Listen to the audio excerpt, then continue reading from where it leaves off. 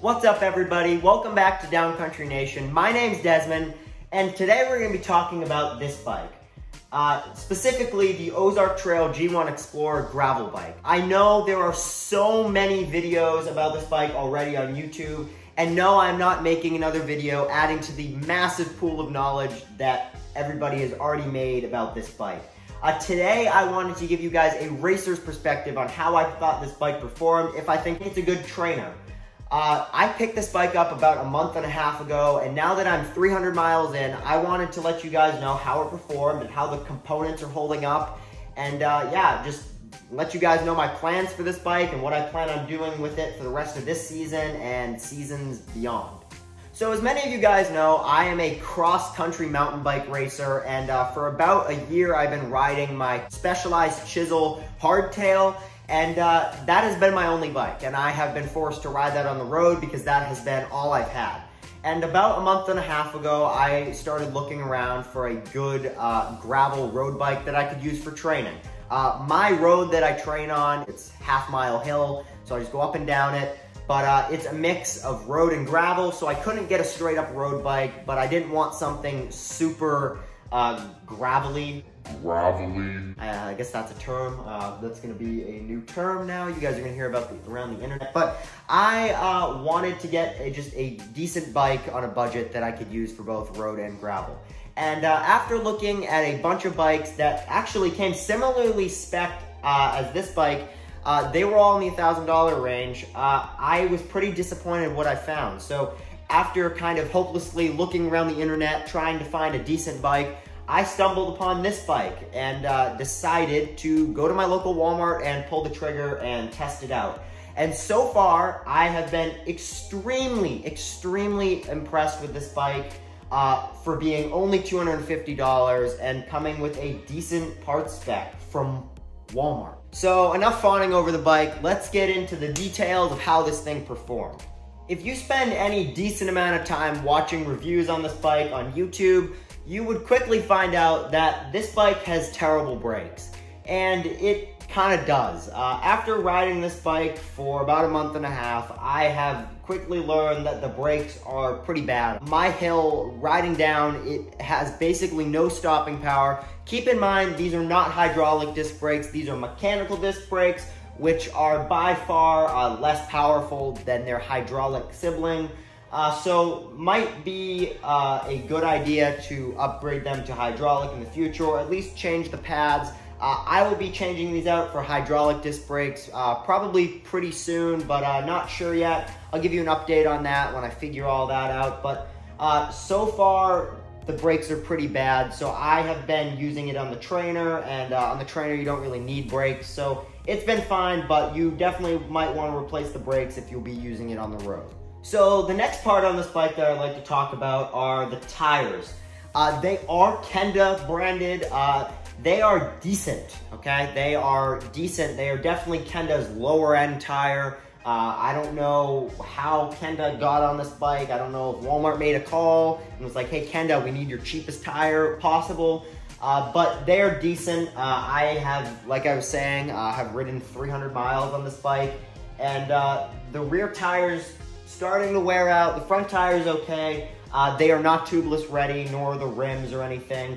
But they're decent. They're gonna be an upgrade for me. I don't know if you guys have watched my recent Specialized tire video, but Specialized is having a huge sale on their tires right now. So I'll probably be going and ordering some Specialized tires for this thing.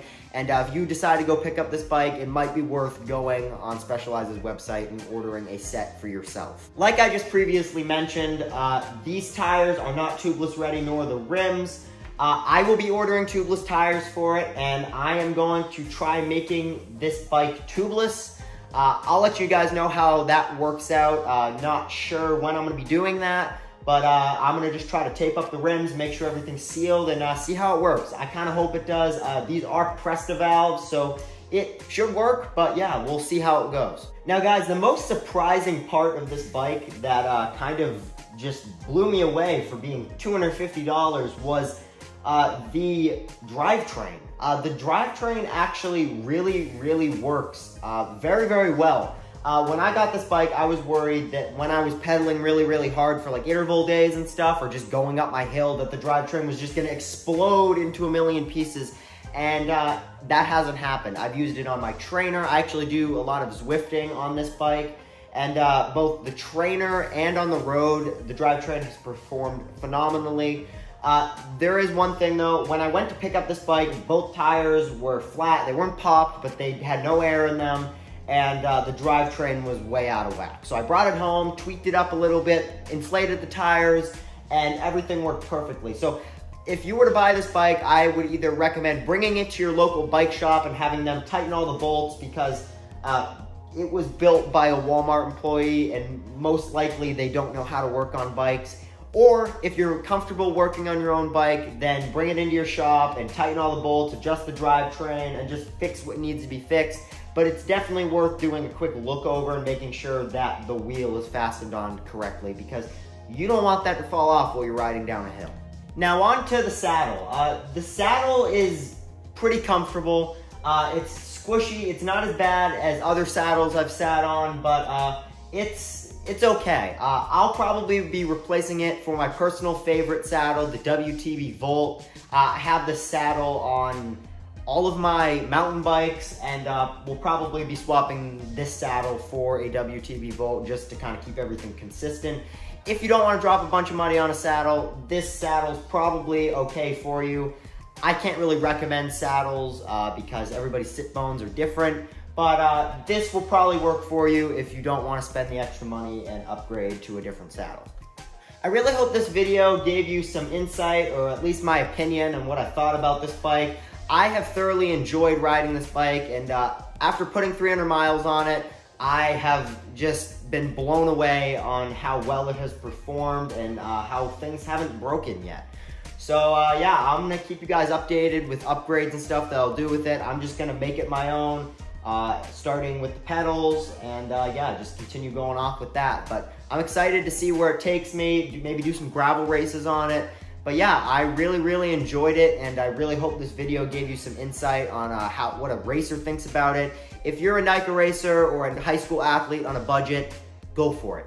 Try it out. It's really gonna be a great option for somebody, and it'll save money on upgrades later on in the future. You don't need to buy a Specialized or a Diamondback $1,000 bike that is literally almost spec the exact same as this. It's a great bike, so definitely go check it out. I really want to thank everybody that watched this video and have been leaving all the great positive comments. It has been just growing the channel exponentially, and I really appreciate everybody that takes the time to watch these videos. I really hope this video helped out, just clear up some issues with this bike and maybe give you guys some more confidence going out and purchasing a Walmart bike. I know they're known for not being too great, but this one, they're starting to change, first with the mountain bike and now with this one. So yeah, definitely go check it out, and yeah, thanks again for watching. See you next time.